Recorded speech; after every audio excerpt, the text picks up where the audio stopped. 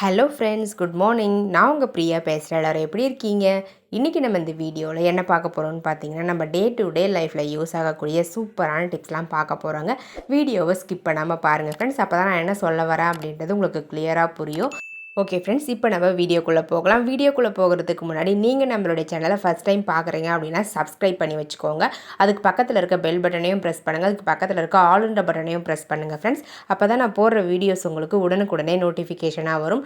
Okay friends, இப்போ நம்ம வீடியோக்குள்ளே போகலாம். டிப்ஸ் நம்பர் 1 பார்க்கலாங்க. டிப்ஸ் நம்பர் 1ல் இந்த மாதிரி பிளாஸ்டிக் கண்டெய்னரை எப்படி ரீயூஸ் பண்ணுறதுன்னு பார்க்கலாங்க. அதனுடைய மூடியில் வந்து பார்த்திங்கன்னா, நான் மார்க் பண்ணுற மாதிரி ஃபஸ்ட்டு சின்னதாக ரெக்டாங்கிள் ஷேப்பில் மார்க் பண்ணிக்கோங்க. மார்க் பண்ணிவிட்டு அந்த போர்ஷனை மட்டும் கத்தியை நல்லா ஹீட் பண்ணிவிட்டு நம்ம மெஷர் பண்ண மாதிரியே கட் பண்ணி ரிமூவ் பண்ணிவிடுங்க ஃப்ரெண்ட்ஸ். பாருங்கள், இந்த மாதிரி ரிமூவ் பண்ணிவிடுங்க. இந்த பிளாஸ்டிக்கை மட்டும் நம்ம ரிமூவ் பண்ணிட்டோம் அப்படின்னா நம்மளுக்கு ரெக்டாங்கிள் ஷேப்பில் ஹோல்ஸ் கிடைக்கும். அவ்வளோதாங்க ஃப்ரெண்ட்ஸ். இதுக்கு மேலே நீங்கள் பெயிண்ட் பண்ண போகிறீங்க அப்படின்னாலும் பெயிண்ட் பண்ணி எடுத்துக்கலாம். அப்படி இல்லை இப்படியே யூஸ் பண்ண போகிறோம் அப்படின்னாலும் யூஸ் பண்ணிக்கலாங்க. பாருங்கள், ஃபுல்லாக முடிஞ்சுது. ஜஸ்ட் ஒரே ஒரு ஹோல்ஸ் மட்டும் போட்டுட்டிங்க அப்படின்னா நம்ம கேட்டில் வந்து பார்த்திங்கன்னா லாக் பண்ணோம் இல்லைங்களா, பூட்டெல்லாம் போட்டு வைக்கும்பொழுது மழை பெஞ்சது அப்படின்னா இந்த பூட்டு சீக்கிரமாகவே துருப்பிடிச்சிரும். அதே மாதிரி சரியாக லாக்காகவும் ஆகாது. ஸோ அதை அவாய்ட் பண்ணுறதுக்கு இந்த மாதிரி நீங்கள் ட்ரை பண்ணி பாருங்கள். மழை தண்ணி வந்து உள்ளே போகவே போகாதுங்க. மழை பெஞ்சாலுமே அந்த தண்ணி வந்து இந்த பாக்ஸ் மேலே தான் படும். ஸோ தண்ணி வந்து பூட்டு மேலே படாததால் உங்களுக்கு பூட்டு சீக்கிரமாக துருப்பிடிச்சு போகாமல் இருக்கும். ஸோ அதனால் உங்களுக்கு பூட்டுமே ரொம்ப நாளைக்கு நல்லாவே வேலை செய்யுங்க. பாருங்கள் ஃப்ரெண்ட்ஸ், இந்த டிப்ஸ் எல்லாருக்குமே ரொம்பவே யூஸ்ஃபுல்லாக இருக்கும்னு நினைக்கிறேன். தேவைப்படுறவங்க ட்ரை பண்ணி பாருங்கள். ஜஸ்ட் ஒரே ஒரு மூடியில் மட்டும் ஹோல்ஸ் போட்டுட்டிங்க அப்படின்னா போதும். அந்த மூடியை வச்சு நீங்கள் இந்த மாதிரி அந்த பூட்டை லாக் பண்ணிக்கலாங்க. உங்களுக்கு தேவைப்பட்ட நீங்களும் இதே மாதிரி ட்ரை பண்ணி பாருங்கள். ட்ரை பண்ணி பார்த்துட்டு ரிசல்ட் எப்படி இருந்தது அப்படின்றத கமெண்ட் செக்ஷனில் மறக்காமல் கமெண்ட் பண்ணுங்கள் ஃப்ரெண்ட்ஸ். பாருங்கள் ஃப்ரெண்ட்ஸ், நான் வந்து தண்ணி ஊற்றியும் காமிச்சிருக்கேன் உங்களுக்கு. பாக்ஸுக்கு மேலே தான் தண்ணி பட்டிருக்கு. அந்த பூட்டு வந்து துளி தண்ணி கூட படவே படலைங்க. உங்களுக்கு தேவைப்பட ட்ரை பண்ணி பாருங்கள். இப்போ நம்ம டிப்ஸ் நம்பர் 2 பார்க்கலாம். டிப்ஸ் நம்பர் 2ல் இந்த மாதிரி பிளாஸ்டிக் கண்டெய்னரை எப்படி யூஸ் பண்ணுறதுன்னு பார்க்க போகிறோம். இந்த பிளாஸ்டிக் கண்டெய்னரை நான் ஆல்ரெடி ஒரு டிப்ஸுக்கு பயன்படுத்தியதால் இதுக்கு மேலே பெயிண்ட் பண்ணி வச்சுருக்கேன். உங்களுக்கு தேவைப்பட்ட பெயிண்ட் பண்ணி யூஸ் பண்ணிக்கோங்க. அப்படி இல்லைன்னா பெயிண்ட் பண்ணாமல் அப்படியே கூட யூஸ் பண்ணலாங்க. இது கூடவே ஒரு பழைய டீ ஃபில்டர் இருக்கும் இல்லைங்களா, அந்த டீ வடிகட்டுறது இருந்தால் எடுத்துக்கோங்க. அந்த வடிகட்டுறதை நீங்கள் யூஸ் பண்ணாமல் தூக்கி போட போகிறோம் அப்படின்ற ஸ்டேஜில் வச்சுருப்போம் இல்லைங்களா, அதில் இருக்கக்கூடிய அந்த வலைப்பகுதியை மட்டும் நம்ம கட் பண்ணி எடுத்துக்கலாங்க. இந்த மாதிரி கட் பண்ணி எடுத்துட்டு இப்போ நம்ம இதை அப்படியே வச்சுக்கலாங்க. இந்த பிளாஸ்டிக் கண்டெய்னருடைய பேக் சைடு திருப்பிக்கிட்டு சின்னதாக ஒரு சர்க்கிள் மாதிரி மார்க் பண்ணிக்கோங்க. மார்க் பண்ணிவிட்டு கத்தியை நல்லா ஹீட் பண்ணிவிட்டு அந்த போர்ஷனை மட்டும் நம்ம கட் பண்ணி ரிமூவ் பண்ணிடலாங்க ஃப்ரெண்ட்ஸ். இந்த மாதிரி ரிமூவ் பண்ண பிறகு இந்த பிளாஸ்டிக் கண்டெய்னருடைய சென்டரில் நம்மளுக்கு சின்னதாக சர்க்கிள் ஷேப்பில் ஒரு ஹோல்ஸ் கிடைக்கும். இப்போ நம்ம கட் பண்ணி வச்சுருக்க அந்த டீ ஃபில்டருடைய அந்த வலைப்பகுதியை க்ளூ அப்ளை பண்ணி பாட்டம் சைடில் இந்த மாதிரி ஒட்டி விட்டுருங்க ஃப்ரெண்ட்ஸ். நல்லா கேப் இல்லாமல் ஃபுல்லாகவே ஒட்டி கவர் பண்ணி எடுத்துக்கோங்க. அவ்வளோதாங்க, நம்மளுடைய சூப்பரான மாவு ஜலிக்கிற ஜல்லடை வந்து ரெடி ஆகிடுச்சுங்க. இந்த சல்லடையை யூஸ் பண்ணி நீங்கள் உங்கள்கிட்ட இருக்கக்கூடிய கோதுமை மாவு, ரைஸ் ஃப்ளோர் எதுவாக இருந்தாலுமே நீங்கள் அழகாக ஜலிச்சு எடுத்துக்கலாம். ரொம்பவே யூஸ்ஃபுல்லாக இருக்கும். அதே மாதிரி இந்த பிளாஸ்டிக் கண்டெய்னர் நல்லா ஹைட்டாக இருக்கிறதால உங்களுக்கு மாவு வந்து கீழே சிந்தாதுங்க.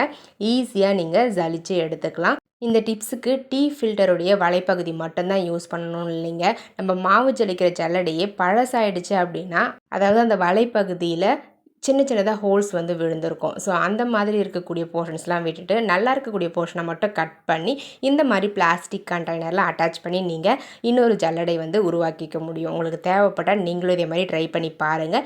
இப்போ நம்ம நெக்ஸ்ட் டிப்ஸ் பார்க்கலாங்க. டிப்ஸ் நம்பர் 3 பார்க்க போகிறோம். டிப்ஸ் நம்பர் 3ல் இந்த மாதிரி சின்ன ஷாப்பிங் பேக்ஸை எப்படி ரீயூஸ் பண்ணுறதுன்னு பார்க்கலாங்க. இந்த ஷாப்பிங் பேக்கை நம்ம கட் பண்ண போகிறதில்ல, எதுவுமே பண்ண போகிறதில்லைங்க. ஜஸ்ட் இந்த பேக் மட்டும் இருந்தால் போதும். ஒரு சூப்பரான டிப்ஸ்க்கு பயன்படுத்திக்கலாம். நம்ம பெட்டுக்கு பக்கத்துலேயே வந்து பார்த்திங்கன்னா தண்ணி பாட்டிலாக இருக்கட்டும், இல்லை வந்து சின்ன புக்ஸ், பென் இது எல்லாமே வைக்கிறதுக்கு உங்களுக்கு இடம் இல்லை அப்படின்னு ஃபீல் பண்ணிங்கன்னா இந்த பேக்கை உங்களுடைய தலைகாணிக்கு கீழே இருக்கக்கூடிய அந்த பெட் போர்ஷனில் இந்த மாதிரி நீங்கள் வச்சுட்டு அதுக்கு மேலே பில்லோவை வச்சுட்டிங்க அப்படின்னா இந்த பேக் வந்து கீழே நழுவி விழாமல் இருக்கும்.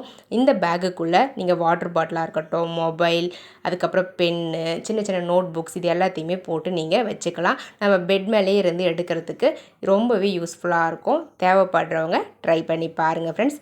இப்போ நம்ம நெக்ஸ்ட் டிப்ஸ் பார்க்கலாங்க. டிப்ஸ் நம்பர் 4 4 பார்க்க போகிறோம். டிப்ஸ் நம்பர் 4ல் என்ன பார்க்க போகிறோம்னு பார்த்தீங்கன்னா, நம்ம வீட்டில் கிச்சனில் பெரிய வேலையாக இருக்கிற இந்த பூண்டுடைய தோலை உரிக்கிறது. ஸோ அதை வந்து ஈஸியாக எப்படி பண்ணுறதுன்னு பார்க்கலாம். நிறைய குவான்டிட்டியில் நீங்கள் ஒரு 1 கேஜி அந்த மாதிரி பூண்டெல்லாம் உரிக்க போகிறீங்க ஒரு ஃபங்க்ஷனுக்கு அப்படின்னா இந்த டிப்ஸ் ரொம்பவே யூஸ்ஃபுல்லாக இருக்குங்க. நார்மலாக கிச்சன்லேயுமே எல்லா ஹவுஸ் ஒய்ஃப்புமே இந்த டிப்ஸை வந்து பயன்படுத்திக்கலாம். பாருங்கள், நீங்கள் பூண்டை வந்து பார்த்திங்கன்னா ஃபஸ்ட்டு ஒவ்வொரு பல்லாக பிரித்து வச்சுக்கணும்.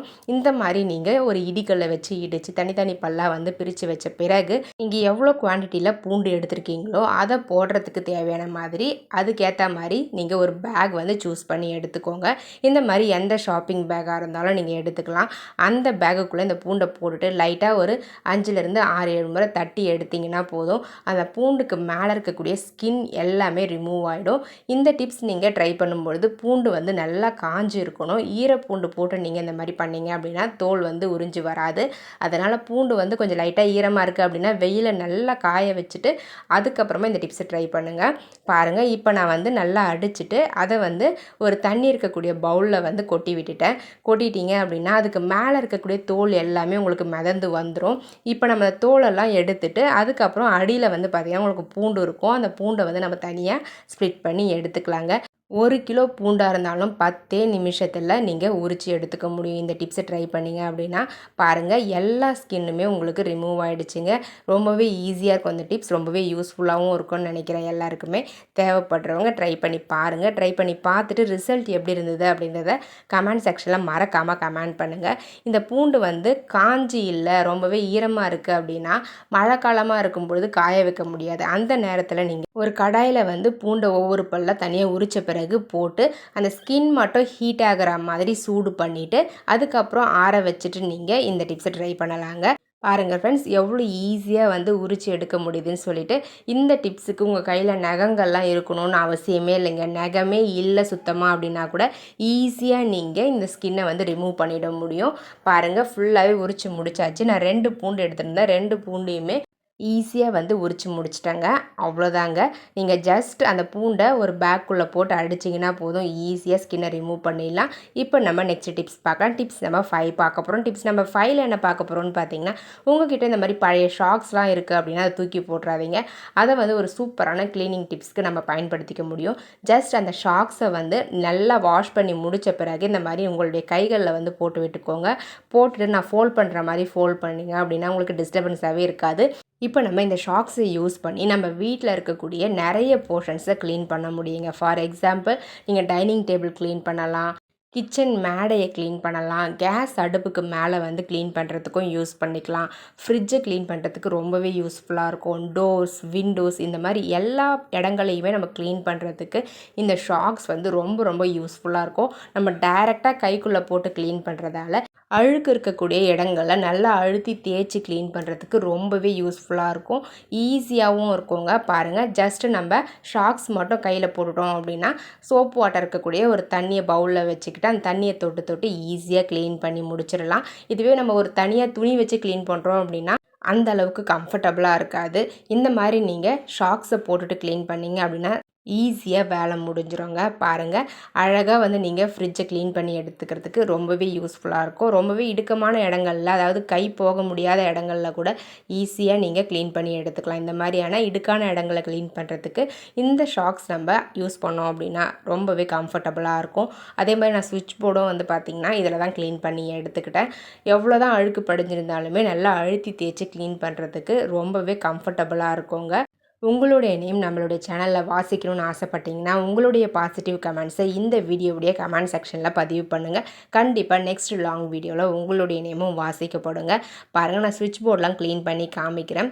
எந்த அளவுக்கு அழுக்கு படிஞ்சிருக்கு இந்த ஸ்விட்ச் போர்டை வந்து ஈஸியாக வந்து நம்ம க்ளீன் பண்ணி எடுத்துக்க முடியுதுங்க.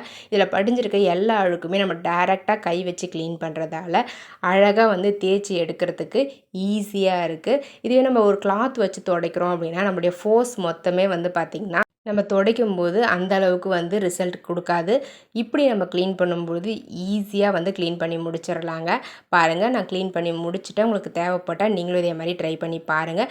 ஓகே ஃப்ரெண்ட்ஸ், என்னுடைய ஐடியாஸ்லாம் உங்களுக்கு பிடிச்சிருந்தது அப்படின்னா மறக்காமல் இந்த வீடியோவுக்கு ஒரு லைக்கு தட்டி விட்டுருங்க. வீடியோஸை உங்கள் ஃப்ரெண்ட்ஸ் அண்ட் ரிலேட்டிவ்ஸ் கூட ஷேர் பண்ணிக்கோங்க.